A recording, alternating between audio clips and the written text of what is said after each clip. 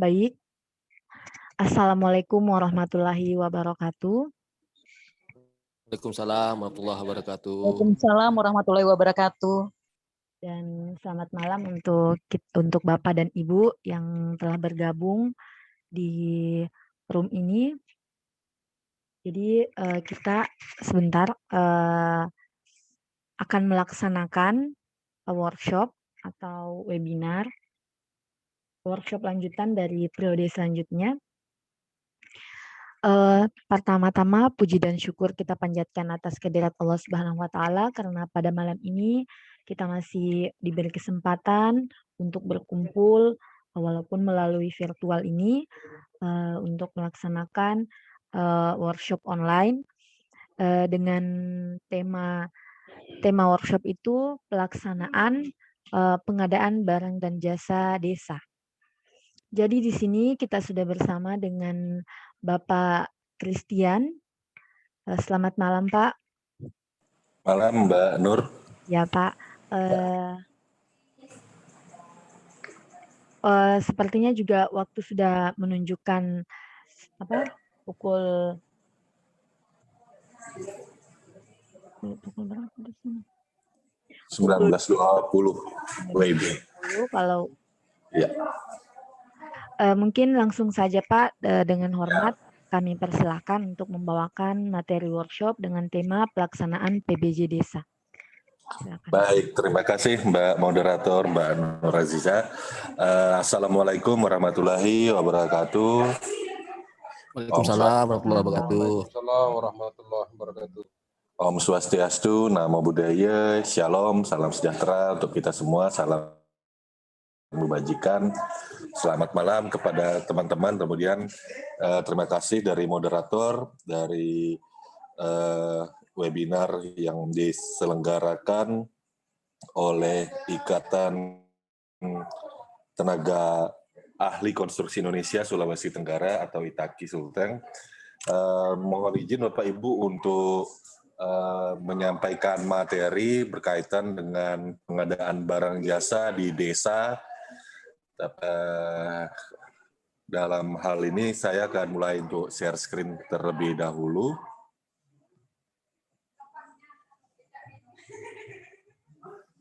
Baik, sudah kelihatan full screen ya Mbak Nur ya? Iya Pak, sudah kelihatan Pak. Oke.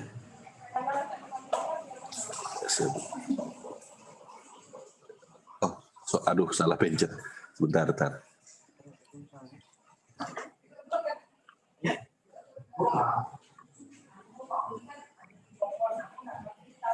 Baik, temanya tadi seperti yang sudah disampaikan adalah pengadaan barang jasa desa. Berikut adalah di slide berikutnya saya akan memperkenalkan diri saya.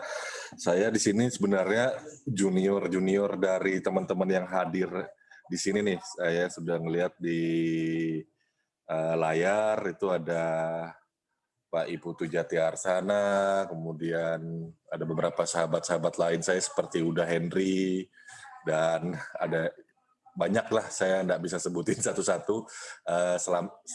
Pada prinsipnya saya di sini hanya memaparkan apa yang sebagian kecil yang saya ketahui berkaitan dengan pengadaan barang jasa di desa. Posisinya saya saat ini bahkan dari UKPBJ masih duduk di Kasubag Perencanaan Pembinaan UKPBJ untuk Sekretariat Daerah Kabupaten Kutai Barat dan sekaligus PLT Kepala Subbagian di Bagian Umum Setda Kabupaten Kutai Barat. Nah, pengalaman saya yang lain berkaitan dengan pengadaan barang jasa adalah Probity Advisor dan juga tim pendamping kontrak dan juga mitra LKPP sebagai fasilitator pengadaan barang jasa pemerintah tingkat dasar. Dan memang pada materi kali ini kita akan membahas spesifik khusus, mohon ditanggalkan dulu pengadaan barang jasa pemerintahnya. Kita akan membahas spesifik mengenai pengadaan barang jasa di desa. Pengadaan barang jasa di desa ini menurut saya menjadi asik ya Bapak Ibu, karena kita bisa melihat bahwa sumber dana desa ini tadi itu berasal dari APBN, dari Kementerian Keuangan, kemudian dapat juga bagi hasil dari APBD gitu ya, terutama dari pajak daerah, retribusi daerah. Itu diatur di ketentuannya bahwa pembagiannya juga harus berkisar antara sekian persen gitu dari pendapatan asli daerah. Nah, jadi dia dua sumber, kemudian diatur oleh peraturan keuangannya, diatur oleh peraturan Menteri Dalam Negeri, dan pedoman pengadaan barang jasa pemerintahnya diatur oleh peraturan kepala daerah yang tentunya dipandu oleh peraturan LKPP gitu. Jadi ada banyak aturan, regulasi yang saling bersinggungan, saling berhimpitan gitu dalam melaksanakan proses pengadaan barang jasa pemerintah. Kemudian nominalnya juga semakin menarik saat ini gitu. Berbeda dengan sebelum kebijakan yang saat ini gitu ya. Tidak ada besaran minimum pembagian bagi hasil dari pendapatan asli daerah, tidak ada alokasi yang nilainya cukup fantastis ya, seperti yang ada di slide yang saya tampilkan, bahwa anggaran dana desa ini dari APBN itu berkisar antara 800 hingga 3,5 miliar per tahunnya. Nah, nilai ini menjadi menarik gitu, terutama kalau kita mencermati sekarang bahwa pemilihan kepala desa, atau kalau di tempat saya disebut pemilihan petinggi gitu ya, itu menjadi tidak kalah ramainya dengan pilkada kepala daerah gitu, bisa, atau bahkan pilkada kepala daerah gubernur pun mungkin bisa kalah rame nih, apalagi kemarin sekitar 5 hari yang lalu itu pilkada pemilihan kepala desanya, pemilihan petinggi itu dilaksanakan serentak sekian puluh kampung. Nah, jadi karena itu tadi ya, nilai yang dialokasikan untuk alokasi dana desa ini menjadi dibilang ya relatif besar, dengan hal ini membuka peluang bagi putra-putri asli daerah, terutama yang berpergian merantau gitu ya untuk menempuh pendidikan, untuk terpanggil pulang ke kampungnya sendiri untuk menjadi kepala desa. Dalam hal ini juga melihat bahwa nominalnya yang cukup besar ini tadi membuat segala sesuatu itu bisa dilaksanakan. Kalau dulu mungkin, kalau di tempat saya dulu mungkin tidak sampai 100-an juta per tahun gitu ya. Sekarang itu minimal hitungannya miliar, masuk dalam angka miliaran. Ini angka yang cukup fantastis gitu. Cuma perlu kita perhatikan lagi bahwa angka yang fantastis ini tadi tentunya juga perlu pertanggungjawaban yang akuntabel, transparansi yang baik, tidak hanya sekedar membelanjakan saja gitu. Nah, berkaitan dengan pengadaan barang jasa di desa, nah pertanyaan yang terbesit pertama kali pastilah, apakah PBJ desa ini termasuk dalam pengadaan barang jasa pemerintah? Jawabannya mari kita lihat dari peraturan pengadaan barang jasa pemerintah itu sendiri gitu ya. Nah, ruang lingkup, nah ini yang sering terlupakan gitu ya. Pasal 2, karena kita langsung loncat saja ke pasal-pasal belakang di Perpres 16 2018 yang sudah diubah terakhir kali di Perpres 12 tahun 2021 tentang perubahan atas Perpres 16 2018 tentang pengadaan barang jasa pemerintah. Itu kita langsung loncat tuh ke bagaimana teknisnya. Biasanya paling senang itu teman-teman loncatnya ke pasal 38 gitu ya. Proses pemilihan penyedia untuk non konsultan, atau pasal 41. Nah, itu untuk proses pemilihan penyedia yang melalui untuk jasa konsultansi. Lalu loncat ke pasal 50 gitu ya, dan pasal 25 untuk persiapan pengadaan, pasal 18 untuk perencanaan pengadaan. Yang utamanya dalam ruang lingkup pemberlakuannya malah bisa kelupaan gitu. Jadi padahal di pasal 2 ruang lingkup pemberlakuan di huruf A itu disebutkan tuh ruang lingkup cakupan dari Perpres pengadaan barang jasa pemerintah. Saya tidak akan nyebut lengkap, kepanjangan tadi ya. Perpres nomor 16 tahun 2018 tentang pengadaan barang jasa pemerintah yang terakhir kali diubah di Perpres 12 dan seterusnya, panjang sekali. Jadi saya sebut saja Perpres pengadaan barang jasa pemerintah. Ini kalau kita perhatikan dia sudah strict gitu ya. Pasal 2 huruf A nyebutin tuh APBN, APBD lingkupnya. Pasal 2 huruf B PHDN, pinjaman hibah dalam negeri. Pasal 2 huruf C pinjaman hibah luar negeri, baik anggaran APBN maupun APBD. Nah, kalau kita berbicara yang di luar ruang lingkup itu, toh dana desa dikucurkannya dari APBN, dikucurkan dari APBD. Ini masuk nggak dalam ruang lingkup Perpres pengadaan barang jasa pemerintah? Nah, ini akan masuk ke dalam ranahnya pengadaan khusus, gitu. Pengadaan khusus yang diatur di pasal 60-an, saya lupa pastinya, tapi ini diatur khusus untuk pengadaan barang jasa pemerintah dengan peraturan tersendiri gitu. Artinya memang sudah diatur tersendiri. Nah, bagaimana sih pengaturan tersendirinya di mana? Ya kita melihat lagi ya di bagian selanjutnya, masuk ke dalam peraturan Menteri Dalam Negeri nomor 20 tahun 2018 tentang pengelolaan keuangan desa. Serupa dengan peraturan yang ada gitu ya, peraturan yang ada, baik APBN, kalau APBN ya kita ngelihat peraturan pengelolaan keuangan APBN dulu, APBD kita ngelihat peraturan pengelolaan APBD terlebih dahulu, baru gunakan perpresnya.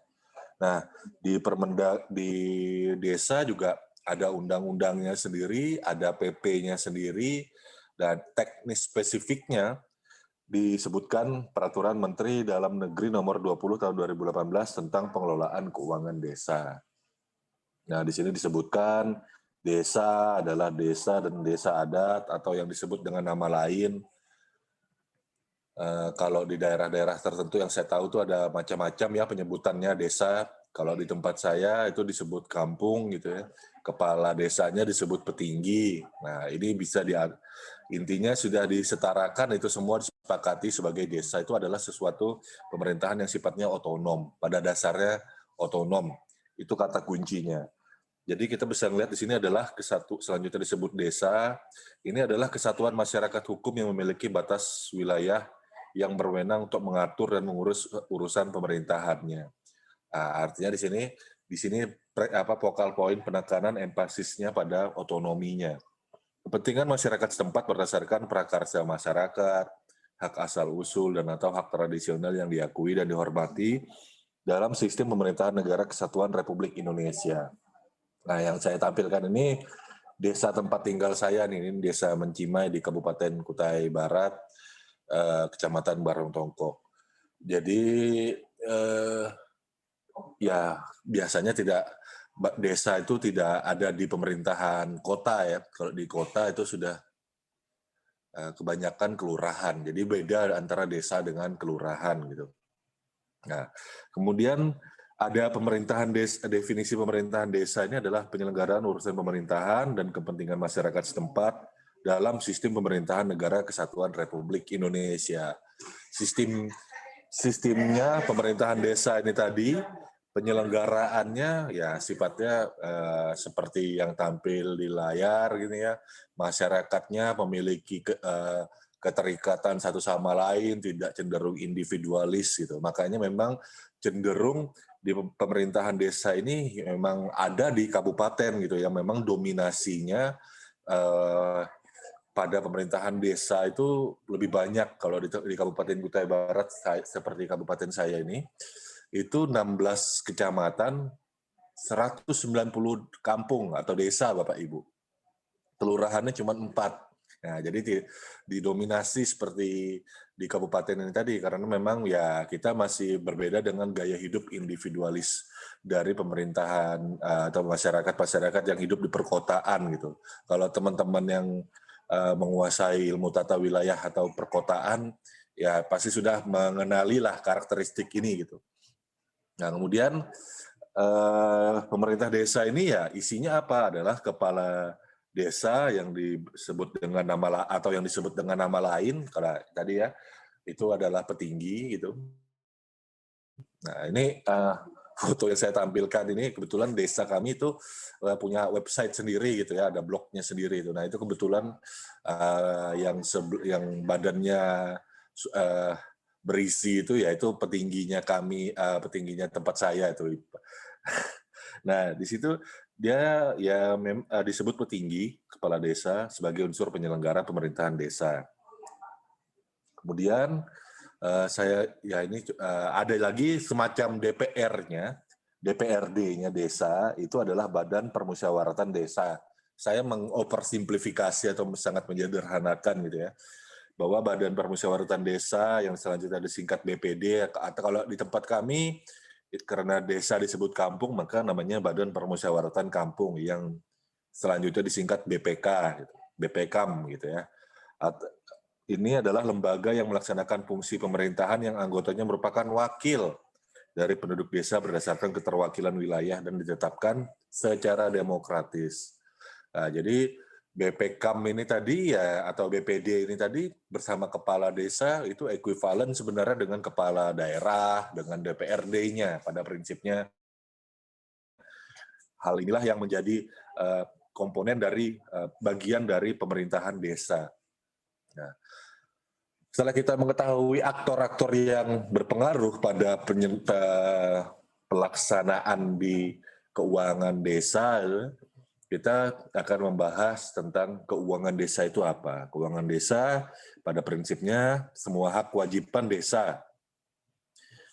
Terus pengelolaan keuangan desa ya proses kegiatan yang memang sifatnya untuk mengelola seluruh dana desa itu tadi ya, keuangan desa itu tadi, meliputi perencanaan, pelaksanaan, penatausahaan, pelaporan, dan pertanggungjawaban keuangan desa. Kemudian setelah mengetahui pengelolaan keuangan desa, jadi kita ini dari keuangan desa dulu ke pengelolaan keuangan desa, baru kita berbicara masalah rencana kerja pemerintah desa yang selanjutnya disebut RKPD, RKP desa gitu. Adalah penjabaran dari rencana pembangunan jangka menengah desa RPJMD untuk jangka waktu 1 tahun.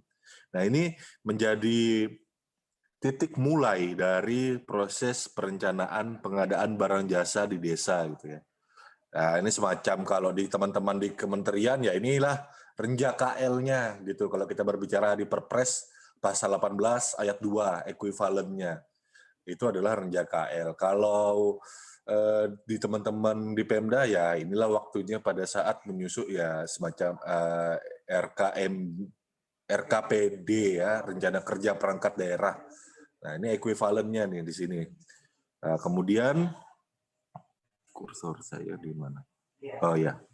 Kemudian lalu setelah ada RKPDes baru ada APBDes ya, APB desa. Kalau di tempat kami disebut APBKAM.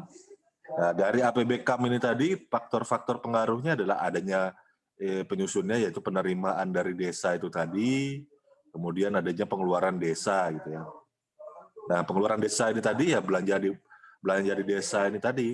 Nah, ini dilaksanakan pengadaannya dengan pengadaan barang jasa desa. Empasisnya adalah melalui swakelola gitu ya. Karena ada karakteristik dari masyarakat desa yang gotong royongnya dan keterikatan satu sama lainnya itu masih sangat kuat, Bapak Ibu. Nah, kemudian saya masuk ke slide berikutnya, itu siklus belanja di desa. Nah, siklus belanja di desa ini tadi, ya yang menjadi dasar bermulanya itu ada di, APBDes atau APBKam ini tadi ya. Saya kehilangan kursor. Nah, APBDes atau APBKam yaitu yang berisi dengan rencana keuangan tahunan pemerintahan desa ini tadi. Selanjutnya akan ada penjabaran lebih rincinya yang namanya DPA itu ya, dokumen pelaksanaan anggaran. Nah, kemudian ada belanja atau pembiayaan desa, di mana belanja desa itu tadi adalah pengeluaran yang dianggap tidak diterima kembali dan juga ada lagi yang namanya pembiayaan desa, yaitu pengeluaran dengan sifat yang penerimaan yang akan diterima kembali. Nah, di sini juga ada sama seperti di APBN maupun APBD juga ada dokumen perubahan ya, DPA perubahan, lalu ada DPA lanjutan yang sifatnya berdasarkan dari silpa tahun anggaran sebelumnya. Nah, membelanjakan ini tadi itu menggunakan mekanisme pengadaan barang jasa di desa. PBJ desa itu tadi gitu. Nah, aktor-aktor yang ada berkaitan dengan pengelolaan keuangan di desa, yang pertama adalah kepala desa ini adalah disebut sebagai PKPKD gitu ya, yaitu pihak yang kepala desa ini mempunyai kewenangan menetapkan kebijakan tentang desa, kemudian menetapkan kebijakan tentang pengelolaan barang milik desa, melakukan tindakan yang mengakibatkan pengeluaran atas beban APBD desa, menetapkan PPKD, menyetujui DPA, DPPA, dan DPAL, menyetujui RAK desa, menyetujui surat SPP. Jadi ada gabungan fungsi kepala daerah dengan fungsi sekretaris daerah di kepala desa gitu. Jadi memang ada gabungan gitu ya kalau kita bandingkan dengan pengelolaan keuangan daerah. Cuman saya tidak akan merinci satu-satu, tapi pada prinsipnya tugas itu yang saya sampaikan tadi. Kemudian dalam melaksanakan kekuasaan pengelolaan keuangan desa, kepala desa ini menguasakan sebagian kewenangannya kepada perangkat desa selaku PPKD gitu ya. Pelimpahan sebagian kekuasaan PKPKD ini tadi ditetapkan dengan keputusan kepala desa. Siapa saja gitu yang dapat menerima pelimpahan kewenangan. Ya, yang pertama sekretaris desa sebagai koordinator PPKD. Ini dia mempunyai tugas mengorganisasi, menyusun, melaksanakan kebijakan APBDes, mengorganisasikan penyusunan rancangan APBD desa, rancangan perubahan APBD desa, mengorganisasikan penyusunan rancangan peraturan desa tentang APBD desa tiap tahunnya, lalu pertanggungjawabannya juga, kemudian juga mengorganisasikan hal-hal lainnya lah, tugas perangkat desa yang lain gitu. Kemudian ada lagi di dalamnya struktur sekretaris desa ini tadi juga ada fungsi untuk melakukan verifikasi DPA, DPPA, DPA lanjutan, verifikasi terhadap RAK desa, bukti penerimaan dan pengeluaran desa. Nah, kemudian di bawah, itu sudah banyak sekali ya fungsinya sekretaris desa itu tadi. Nah, tapi jadi tidak mungkin sekretaris desa itu bekerja sendiri. Maka dia dibantu oleh kepala urusan atau KUR. Nah, kalau KUR ini tadi seperti Kasubag kalau di sekretariat dinas atau badan, atau seperti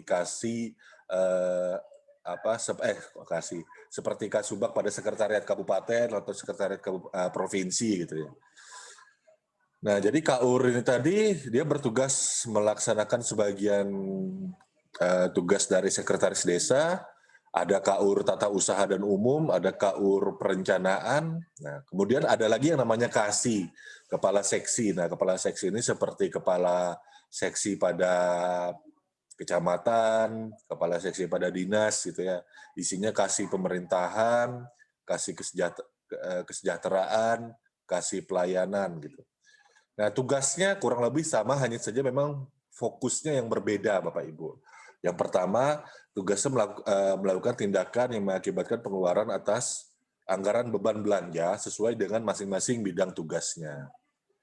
Nah, jadi melaksanakan kegiatan sesuai bidang tugasnya, menyusun DPA, DPPA, dan DPAL sesuai bidang tugasnya, menandatangani. Nah, ini di sini jadi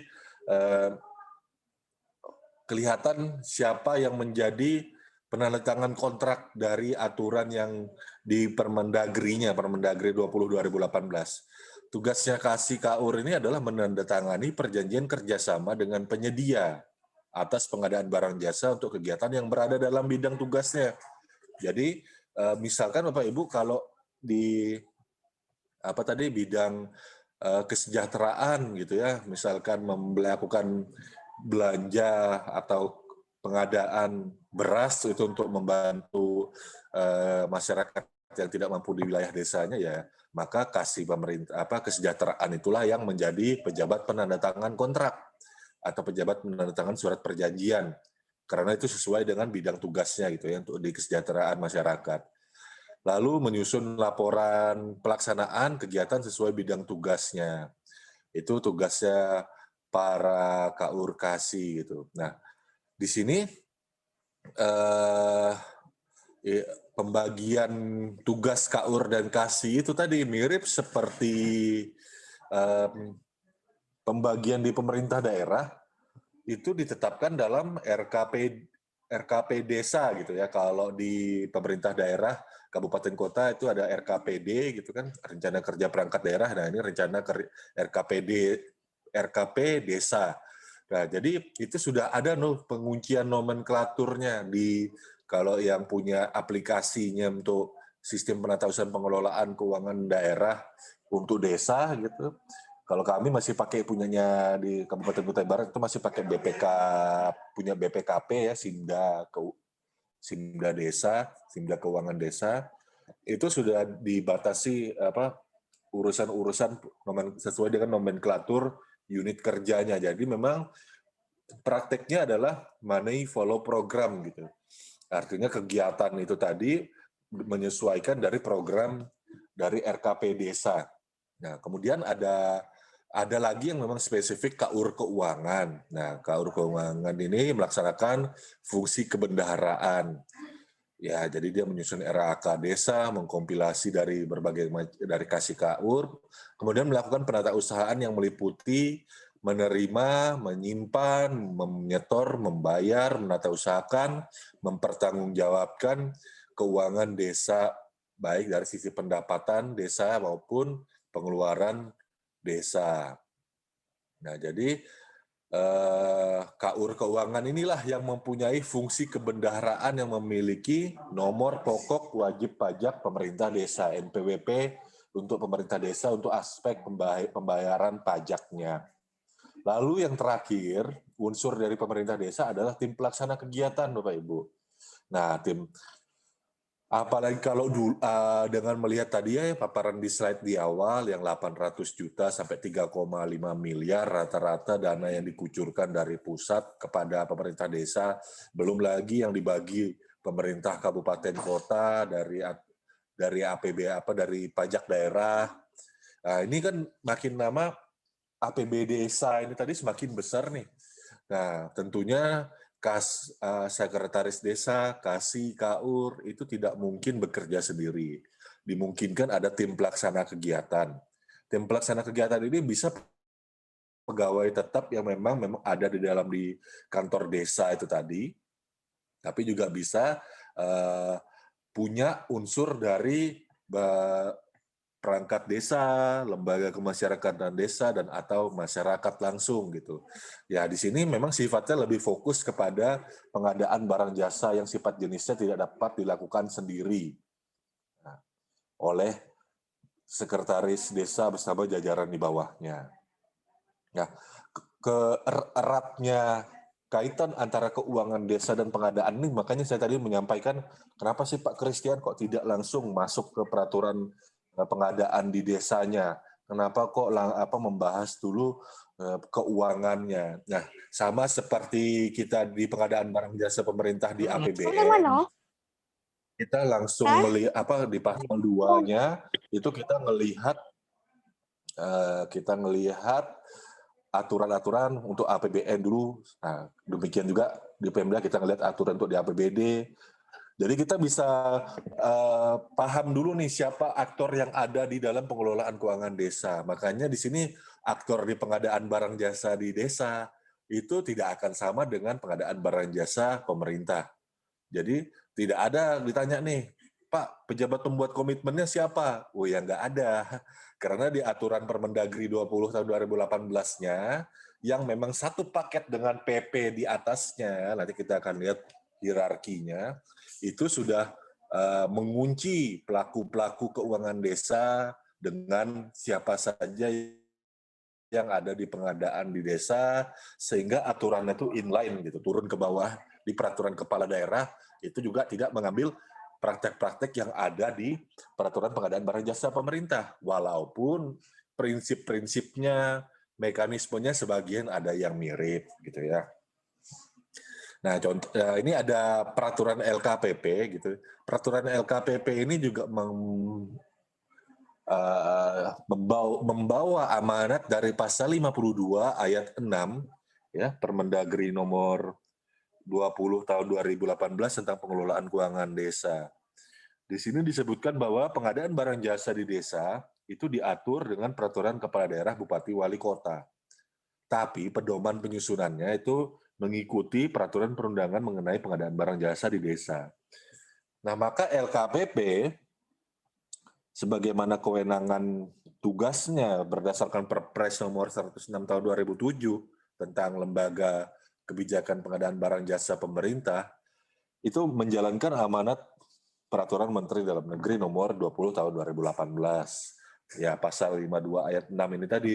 Maka keluarlah aturan kepala LKPP, peraturan pedoman penyusunan tata cara pengadaan barang jasa di desa. Sangat mudah sekali untuk membuat peraturan kepala daerah, kabupaten kota untuk pengadaan barang jasa di desa. Kita mungkin Bapak Ibu mungkin sudah ada yang lihat ya, aturan kepala LKPP nomor 12 tahun 2019 ini sudah ada lampirannya yang mungkin tinggal diisi saja nama kabupaten kotanya, ya sudah bisa diterapkan gitu, jadi diundangkan. Tapi kalau saya sendiri tetap perlu pertimbangkan lagi nih kajian aspek spending analysis-nya gitu. Di sini disebutkan 10 juta di aturannya Perlem LKPP 12 2019 ini tadi, 10 juta itu masih cukup belanja langsung gitu ya. Baru hingga 200 juta, dari 10 juta, dari 0 sampai dengan 200 juta itu bisa dengan permintaan penawaran. Nah, cuman kalau kondisi itu tadi diikuti tanpa dikaji dulu, di atas 200 juta untuk lelang gitu. Nah, kalau tidak dikaji dulu spending analysis-nya, bisa jadi malah tujuan untuk menyejahterakan uang itu berputar di desa, itu malah bisa hilang gitu. Nah, kalau kami, itu masih lebih menggunakan pedoman yang sebelumnya gitu. Jadi 0 sampai 50 juta itu masih belanja langsung, kemudian sampai dengan 200 juta permintaan penawaran, di atas 200 juta baru untuk di pengadaan yang pakai mekanisme lelang gitu. Supaya memang ya pertama kita memperhatikan lagi nih karakteristik perangkat di desanya gitu.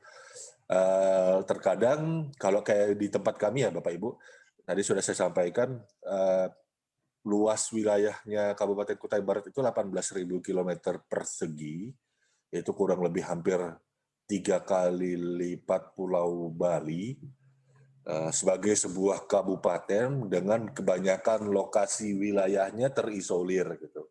Nah, otomatis SDM yang membantu pembinaan pengelolaan itu lebih sedikit, sehingga kegiatan administratif itu tadi ya agak sulit nih kalau kita cuma 0 sampai dengan 10 juta saja untuk belanja langsung.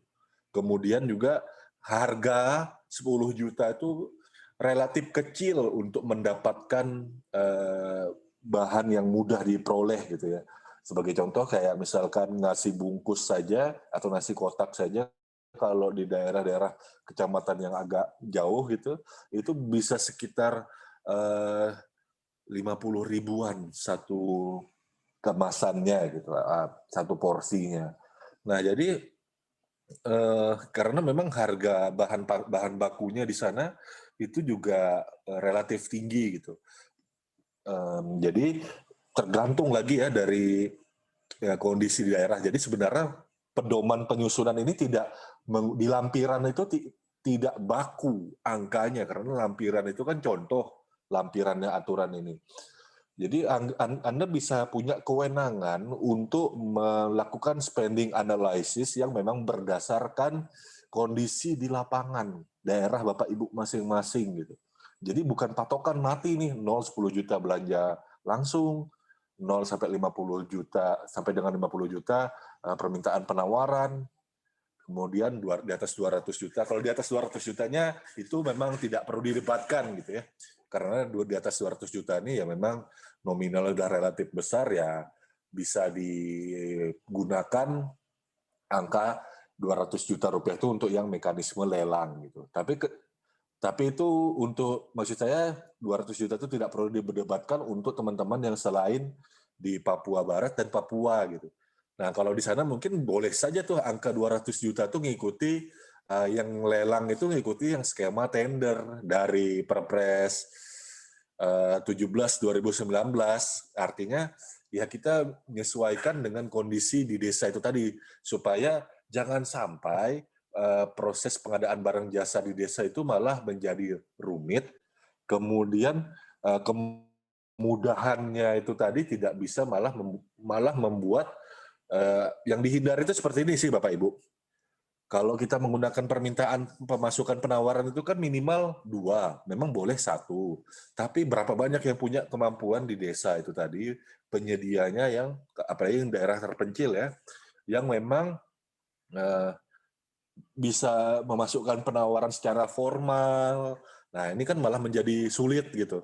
Nah proses bisnisnya kita sederhanakan, belanja langsungnya yang kita naikkan. Nah ini dia. Sampai di sini mungkin Bapak Ibu saya buka kesempatan tanya dulu deh, karena slide saya masih panjang dan waktu memang relatif panjang juga, cuman jangan sampai saya sampai habis ngomong nanti ada yang kelupaan. Jadi boleh deh kita diskusi dulu sebentar. Oke, baik Pak. Jadi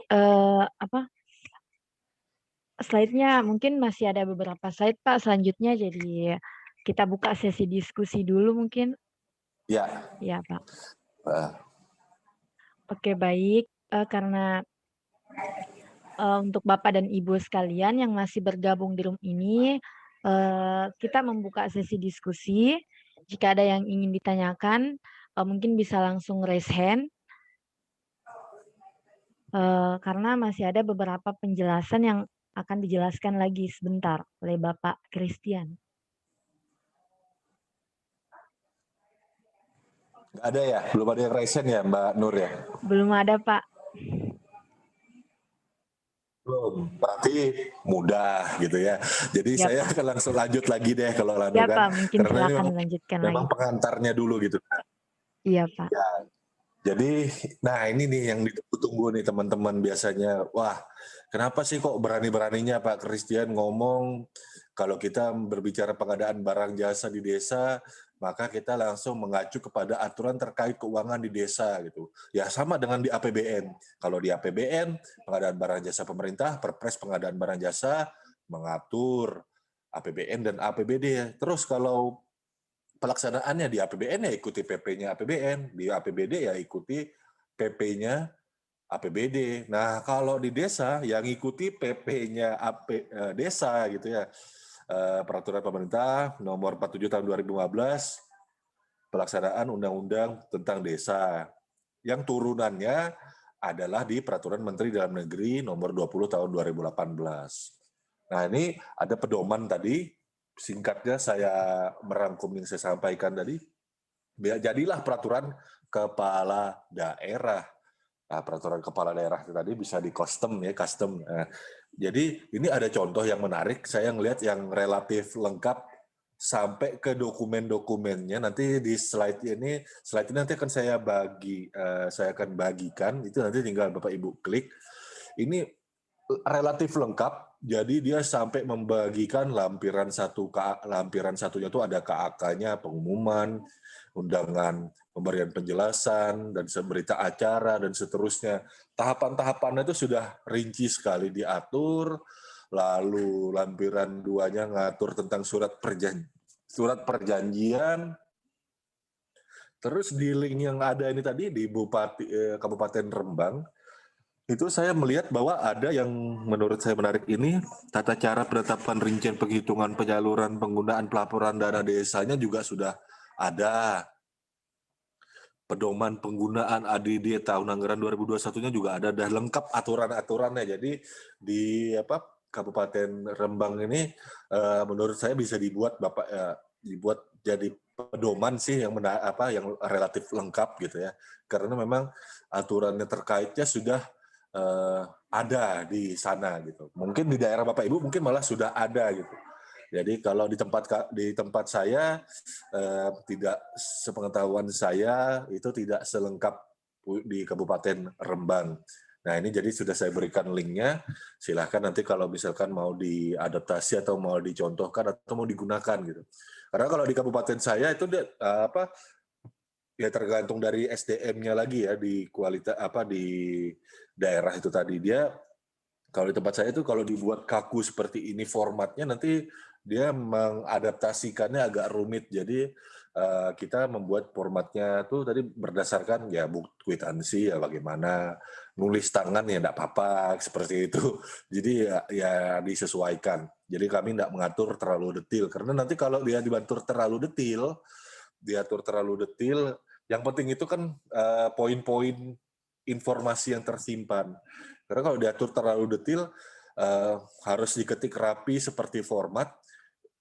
Dalam peraturan kepala daerah, kami ini kurang lebih ada sekitar 60% desa itu yang masih belum ada listriknya.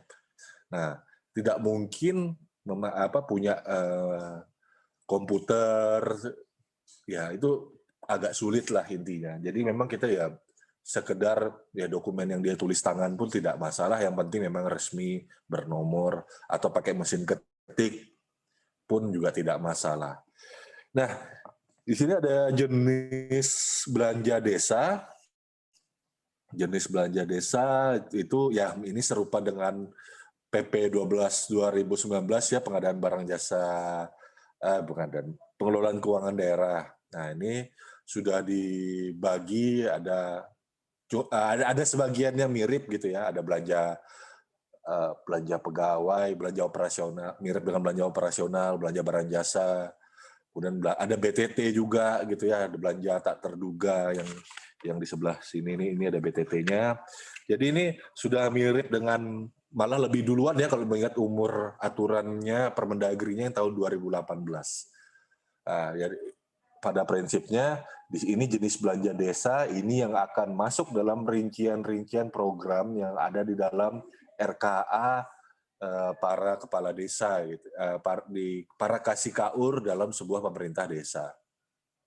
Nah, kemudian ada beberapa prinsip pengadaan yang istimewa menurut saya setelah saya coba cermati adalah dua hal ini ya. Ya, kalau yang lainnya efisien itu ya sudah Bapak Ibu mungkin udah bosen tuh dengar gitu ya, karena mungkin sudah sama padanannya dengan yang di Perpres, berarti ya pengadaan harus diusahakan dengan menggunakan daya dan dana, saya agak lupa, dana dan daya yang minimum untuk kualitas dan sasaran dalam waktu yang ditetapkan atau menggunakan dana yang telah ditetapkan untuk mencapai hasil. Ya. Kemudian ada efektif dan seterusnya. Nah, yang terakhir yang memang menarik di sini adalah pemberdayaan masyarakat dan gotong royongnya. Nah, ini yang menjadi karakteristik pengadaan barang jasa di desa yang menjadi prinsipnya. Artinya apa? Pengadaan harus dijadikan sebagai wahana untuk memberdayakan dan menjadi sarana untuk pembelajaran masyarakat di desa agar dapat mengelola pembangunan di desanya gitu. Nah, kemudian adanya prinsip gotong royong gitu. Gotong royong berarti tenaga kerja yang ada di sini nih maksudnya mengundang partisipasi masyarakat gitu ya. Artinya dalam pembangunan di desa ini tadi ya masyarakat itu ya bisa berpartisipasi dan bukan kerja sukarela tapi memang dihargai sebagai tenaganya itu tadi dihargai dengan rupiah gitu ya. Jadi itu bisa dilaksanakan. Nah, di sini ada hal-hal yang memang menarik di sini mengingat Bapak Ibu etika ya. Nah, di sini saya tidak akan membaca satu persatu, cuman memang ini yang menjadi masalah. Dana desa saya akui drastis luar biasa besar gitu ya. Dulu di desa itu cuman paling ya 100-200 juta per tahun. Kalau di desa saya membandingkan desa saya sendiri saja gitu ya. 10 tahun yang lalu waktu saya pulang ke Kabupaten Kutai Barat dan jadi CPNS gitu, ngeliatin itu ya paling kisaran angkanya tuh paling bagus tuh 100 juta tuh udah bagus gitu. Itu sudah semua termasuk belanja pegawai. Dan sekarang itu bisa mau 1 miliar, minimal itu 1,5 miliar gitu rata-rata di kabupaten saya gitu ya, Kabupaten Kutai Barat. Ini yang menjadi main concern gitu ya. Bisa dibayangkan nih, jabatan kepala desa yang 6 tahun, bisa 3 periode berturut-turut maupun tidak berturut-turut, itu luar biasa seksi gitu ya, 6 kali 3, 18 tahun. Nah, jadi yang tadi saya sampaikan di awal, Bapak Ibu, pemilihan kepala desa, pilkades, atau pemilihan petinggi kalau tempat saya, itu ramenya enggak kalah-kalah dengan pilkada gubernur gitu. Karena itu tadi, siapapun bisa menjadi kepala desa, yang penting dia tinggal sebagai warga desa tersebut. Terus sudah kenal warganya satu sama lain, jadi ini sangat rawan permasalahan etika. Nah, saya tadi sudah ditegur sapa dengan Pak Lubis tadi ya, beliau APH. Nah, ini pastinya hal ini juga saya titip pesan Pak Indra Mulyadi Lubis gitu ya. Mungkin dan para teman-teman APH yang lain gitu, jangan kalau bisa bukan dipantau masalah penindakannya, tapi memang kita berusaha mengedukasi mereka gitu ya, Bapak Ibu kepala desa itu tadi, agar ya mengedepankan etikanya dalam melakukan pengadaan barang jasa, karena ya nilainya yang relatif besar ini tadi itu godaannya besar sekali, terutama dengan kemudahan yang memang diatur oleh pemerintah agar belanja itu tadi perputarannya di dalam desa. Nah, yang kita khawatirkan tuh bukan kalau mencari penyedia itu masih mudah gitu ya. Yang kita khawatirkan itu adalah yang fiktif. Yang kami khawatirkan itu adalah yang belanja yang fiktif gitu. Nah, karena mudahnya kenalnya dengan yang diutamakan penyedia di desa itu tadi, kwitansi. Nah, itu tadi ya dia jual beli kwitansi gitu loh. Nah, itu yang kita khawatirkan. Nah, ini yang menjerumuskan, dan bagi para seandainya di Zoom meeting ini ada Bapak Kepala Desa, Bapak Ibu Kepala Desa, jangan sekali-sekali melakukan hal itu. Mudah sekali Bapak Ibu. Itu untuk mengetahuinya, Bapak Ibu main volume, apa segala macam, beli sekian ratus sak semen, itu kan banyak. Sekarang ini banyak Bapak Ibu yang bisa ngelihat dinding itu, ibaratnya punya telinga gitu. Jadi ya Bapak Ibu stockpiling barang, kalau penumpukan barang, kalau masyarakat itu ingatannya kuat gitu ya, apalagi kalau dalam kondisi tadi saya sampaikan bahwa kontestasinya pun itu ramai sekali. yang nggak suka sama Bapak Ibu para petinggi ini atau kepala desa ini tadi itu juga pasti banyak gitu. Apalagi kalau kemarin saya dengar baru minggu lalu nih soal pemilihan kepala desa serentak di kabupaten saya. Itu ada yang kalah tuh selisih 1 suara. Nah itu hatersnya luar biasa itu nanti itu. Nah, jadi jangan sampailah melanggar, tetap amanah, tetap memang tujuan baiknya jangan tergiur dengan nilai besar itu tadi sehingga menyampingkan etikanya. Nah kemudian saya akan kembali ke slide saya yang mengenai tentang cara pengadaan. Intinya adalah pengadaan ini dilaksanakan secara swakelola. Peran serta masyarakat yang diutamakan, gotong royong, memperluas kesempatan kerja. Biasanya di desa harapannya itu supaya orang tidak urbanisasi ke kota mencari peluang hidup baru gitu ya. Makanya diberikan angka ini besar supaya kerjaan itu bisa rutin. Nah, jadi bahkan kalau perlu pembayaran itu dalam proses pengadaan barang jasa di desa dengan swakelola dibayar tiap hari pun enggak masalah. Yang penting enggak fiktif. Dibayar tiap hari supaya apa? Dipakai lagi nih sama misalkan ada pekerjaan konstruksi. Si Kucul misalkan, si Kucul diberikan upah 300.000 nih per hari gitu sesuai dengan upah kerja semenisasi gitu ya, tukang gitu. Sesuai dengan standarisasi daerah lah katakanlah gitu. 300.000 per hari. Nah, proyeknya sekitar 30 hari, berarti kan dia bisa dapat 300 kalikan 30 hari 9 juta. Nah, 300.000 itu ya anggaplah 100.000 itu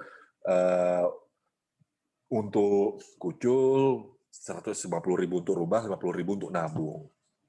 Nah, hal ini kan bisa memperluas kesempatan menjadi pemberdayaan masyarakat, uang itu beredar di masyarakat. Nah, ini tujuannya ya dia betah di desanya sendiri, tidak mengadu peruntungan ke kota karena di kota itu sudah penuh. Nah, jadi membuat kenyamanan di desa bahwa ada peluang kerja karena dana desa sehingga tidak mengadu nasib di luar gitu. Artinya dengan Bapak Ibu amanah memberdayakan Bapak Ibu petinggi atau kepala desa amanah memberdayakan masyarakat di desanya itu akan mengurangi pergerakan masyarakat ke kota. Yang nekat coba-coba mengadu nasib tanpa adanya kepastian peluang kerja. Itu beresiko kalau memang terjadi hal seperti itu, mohon maaf, itu beresiko membuat orang meningkatkan angka kejahatan di kota. Karena dia datang ke kota hanya coba tanpa bekal yang jelas gitu. Mendingan di daerah, di desa, ya sudah membangun desanya gitu. Jadi sebagai masyarakat yang dilibatkan, dipartisipasikan di pembangunan di desanya sendiri. Lebih banyak ke kegiatan yang sifatnya gotong royong, mengeluarkan tenaga. Nah, di situ ya nggak masalah gitu loh. Jadi uang itu berputar di situ, maka menjadi sejahteralah masyarakat di desanya. Akan menjadi permasalahan adalah ketika uang desa itu disalahgunakan. Nah, ini menjadi bermasalah sehingga meningkatkan orang, wah tidak ada peluang lagi di desa ini. Kepala desanya membelanjakan dana desanya hanya untuk kepentingan pribadinya saja. Ya, kita pergi keluar desa masyarakatnya, malah desa itu akhirnya jadi desa mati gitu. Nah, karena apa ditinggal anak-anak yang muda ke kota, akhirnya apa? Di desa itu pengadaan barang jasanya menjadi intens di penyedia, menguntungkan yang punya modal. Nah, ini yang nggak diharapkan dan ini yang menjadi penyebabnya kenapa kok ini didahulukan swakelola. Tapi memang kita tidak bisa pungkiri situasi di daerah itu berbeda-beda, sangat plural, sangat heterogenik gitu ya. Ada saja kemungkinan dalam hal pengadaan tidak dapat dilakukan dengan swakelola. Nah, kondisi yang saya sampaikan tadi memang real adanya itu ada gitu. Kalau di daerah kami itu ada di daerah kampung wilayah Kecamatan Damai Seberang, itu baru bisa hidup baru-baru belakangan ini gitu ya, karena sudah ada pembangunan jembatan berdasarkan dana CSR. Kalau dulu bisa dibilang itu kampung mati gitu, dalam tanda petik ya, kampung mati, karena memang yang tinggal di situ itu adalah orang-orang yang sudah, mohon maaf, lanjut usia. Yang mudanya kemana? Yang mudanya ke ibu kota kabupaten. Nah, sekarang sudah mulai beralih. Nah, makanya saya bisa dengan nyaman menyebutkan contoh ini tadi gitu. Karena dana desa ini besar, bisa dibentuk BUM, KAM, Badan Usaha Milik Kampung atau BUMDes. Kemudian adanya kegiatan yang mulai bisa hidup, pertanian, karena dananya sangat besar. Nah, pada balik lagi ke kampung gitu. Jadi ini menarik gitu ya. Akhirnya yang ini nih sebenarnya ini adalah jalan terakhir ketika memang kampung atau desa kita itu tadi ya memang tidak bisa dilakukan. Dan yang kedua kriterianya adalah mendukung swakelola. Kemudian yang tidak dapat dilaksanakan dengan swakelola ya kayak pengadaan traktor ya atau kendaraan ya itu mau tidak mau memang beli dengan penyedia gitu.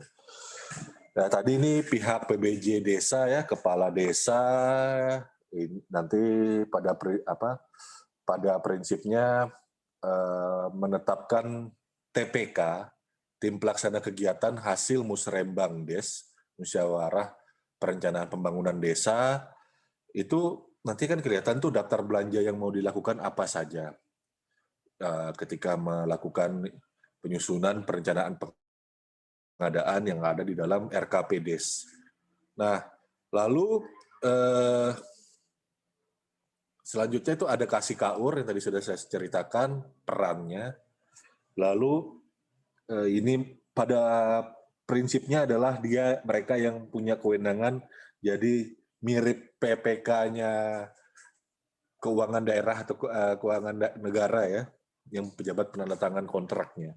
Lalu ada TPK, ini bisa berfungsi sebagai seperti pejabat pengadaan, bisa berfungsi sebagai, ini multifungsi lah ini ya, penerima hasilnya bisa juga, ya, melaksanakannya ya bisa juga, melakukan proses lelangnya ya bisa juga, pemilihan penyediaannya bisa juga. Gitu. Nah, lalu yang faktor berikutnya keterkaitannya ya masyarakat kalau yang swakelola penyedia untuk yang lewat pengadaan lewat penyedia ya. Nah, ini tadi ya yang lampiran resmi dari LKPP ya, peraturan kepala LKPP-nya sangat mudah sekali untuk diadopsi, cuman saya titip pesan kenali dulu spending analyze ke pola belanja di daerah Bapak Ibu gitu. Jangan sampai angka yang 10 juta itu kalau menurut kami yang di Kaltim yang di daerah menjelang pedalaman ini menjelang perbatasan dengan utara Malaysia gitu ya. Nah, ini angka 10 juta itu tidak ada artinya untuk pembelian langsung. Jadi kami menggunakan angka yang lebih tinggi. Tentunya itu dalam telahan staf usulan Renperbubnya harus dikemukakan alasan-alasannya. Nah, ya Bapak Ibu, poin yang berikutnya yang perlu kita harapkan kenapa kok ada Permendagri 2018 pengelolaan keuangan desa, ini pastikan bahwa semua program di kampung itu memang matching gitu ya, tidak tumpang tindih antara musrembang tingkat kabupaten, tingkat kecamatan, tingkat kampung. Jangan sampai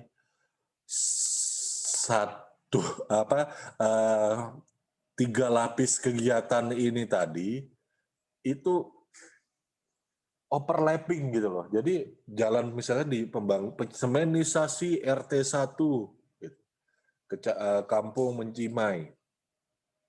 Ternyata pemerintah daerah, pemerintah kabupatennya juga ada rencana semenisasi gitu di lokasi yang sama. Lah kan mubazir, dikerjain swakelola, habis itu dilapis lagi gitu.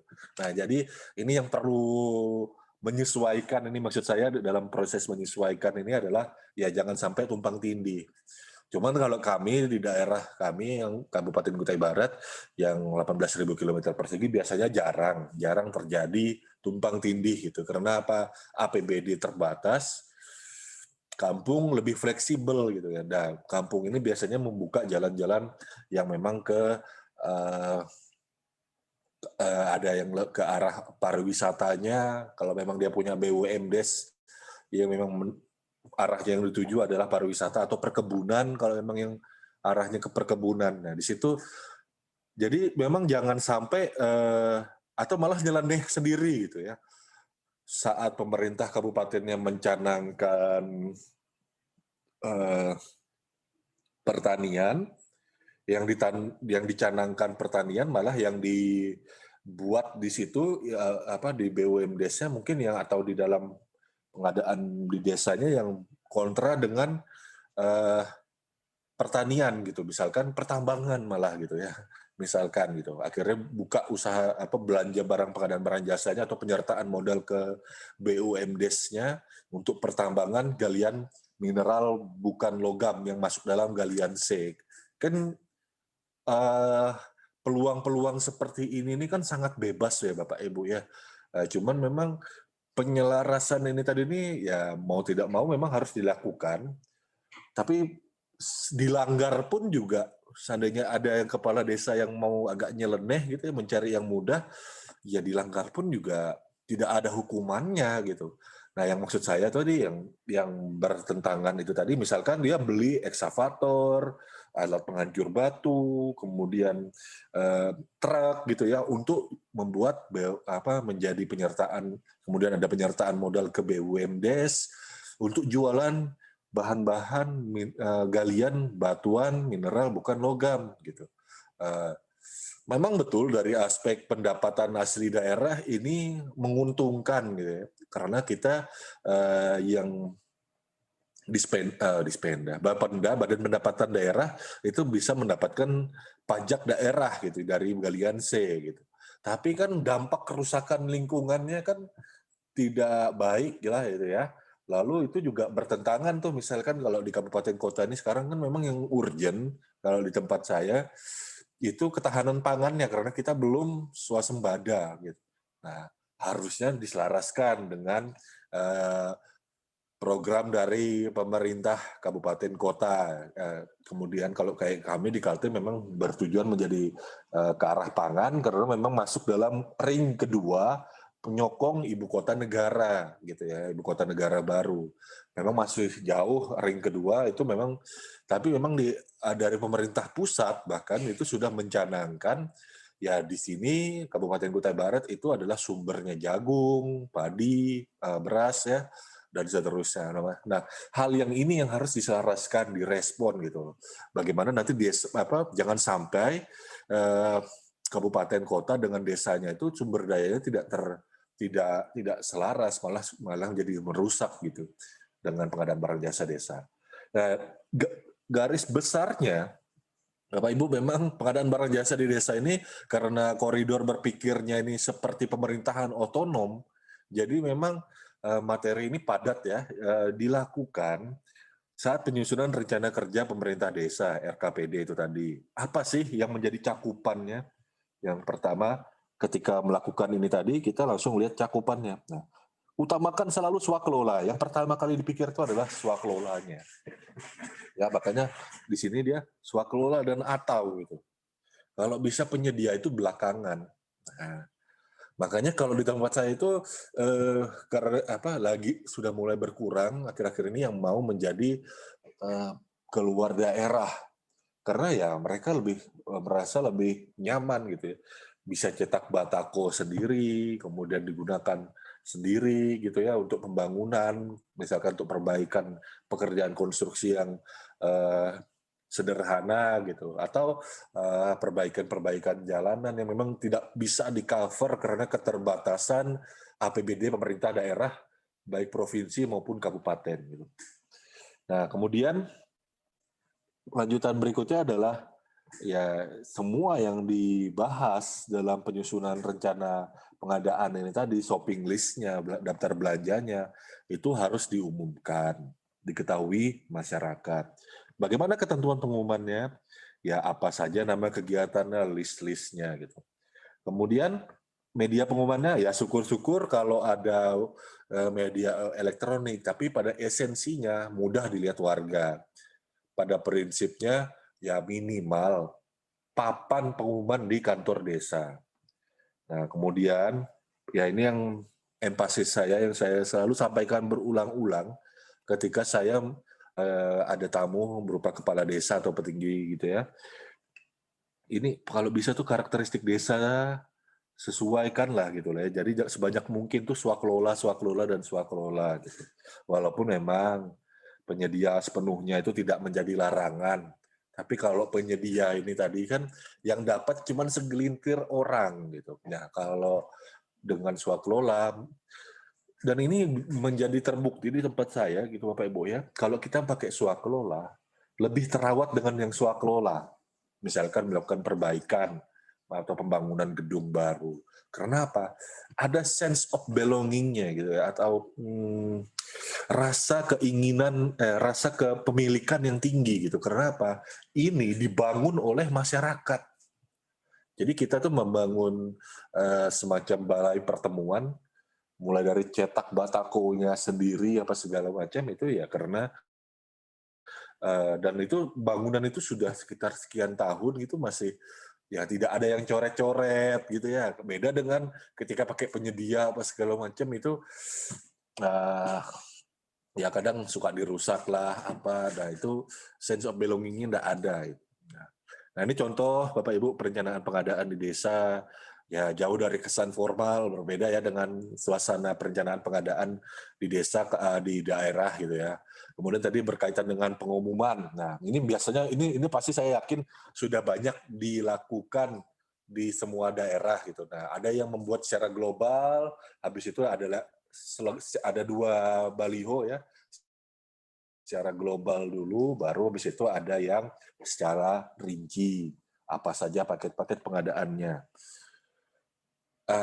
Kemudian ini karakteristik desa tadi yang saya sampaikan. Memang kalau yang desa yang sifatnya masih kerukunan itu ada kuat. Nah ini memang yang lebih cocok dengan swaklola. Ini kondisinya pada saat swaklola di kampung saya. Tapi tidak jauh dari tempat saya, sekitar 8 km, itu ada sudah kampung yang arahnya memang sudah menuju ke kelurahan.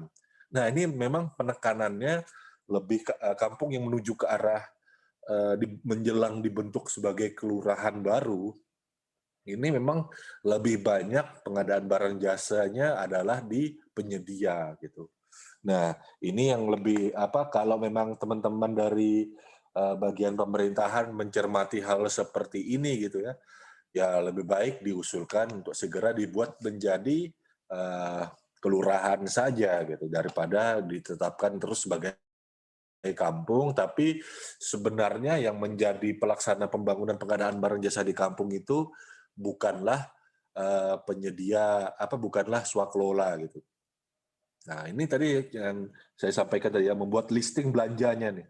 Jadi ini kelihatan nih apa saja nih listing daftar belanjanya, yang mau dibangun apa saja gitu. Nah, sama seperti pada saat tadi saya sudah sampaikan di yang perencanaan ya, perencanaan pengadaan. Nah, berdasarkan perencanaan pengadaan maka dilakukan persiapan pengadaan. Swakelola ya ketentuannya ya kurang lebih hampir sama dengan di pemerintahan daerah atau di APBN gitu. Ya terdiri dari jadwal pelaksanaan, kegiatan, rencana kebutuhan dan seterusnya. Gambar rencana kerja ini opsional, kalau dibutuhkan, spektek juga opsional, RAP juga RAP yang memang wajib gitu. Nah kalau untuk pekerjaan konstruksi maka ya ini gambar rencana kerja, jadwal, spektek, RAP pengadaan, AHS ya, rencana kebutuhan tenaga kerja, bahan peralatan. Nah kemudian RAP-nya itu tadi menggunakan harga pasar dengan prioritas harga pasar di desa setempat. Harga pasar di sini termasuk dari penyedia dalam swaklola maupun upah. Kadang memang ada tenaga kerja di desa itu yang memang kerjaannya kalau tidak proyek kadang kan ada nih tukang-tukang yang disuruh untuk kerja pembangunan rumah pribadi. Nah, ya itu yang kita jadikan dasar gitu ya. Dasar upah hariannya. Kemudian bila RAP lebih pagu pada DPA, maka kasih KAOR melaporkan pada kepala desa terlebih dahulu. Tujuannya apa? Supaya kepala desa itu menindaklanjuti. Kalau ini ada kurang, maka anggarannya diubah, ditambahkan.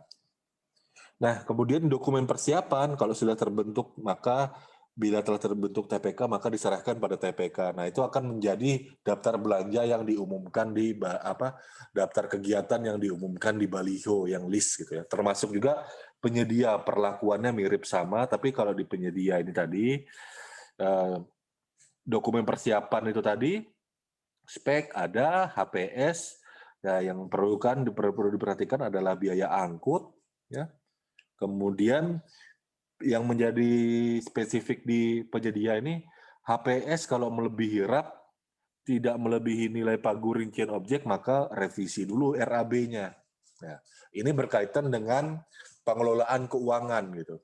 Karena pengelolaan keuangan di pemerintah desa itu karena sifat pekerjaannya lebih rinci, dia tidak bisa saling silang. Makanya harus direvisi dulu RAB pada DPA-nya. Tapi kalau HPS melebihi RAB dan melebihi pagu rincian objek belanja, maka laporkan kepada kepala desa terlebih dahulu supaya bisa dibuat DPPA, ya, yang untuk DPA perubahannya.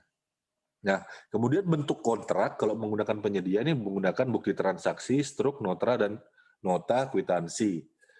Dalam hal nilainya itu tadi masih di bawah bentuk kontrak surat perjanjian.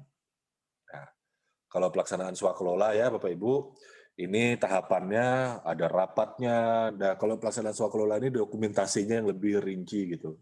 Terus juga boleh nih kalau memang ya butuh narasumber tenaga kerja sebagai tambahan gitu dalam ketentuan ya berasal dari masyarakat desa setempat, perangkat daerah atau tenaga profesional.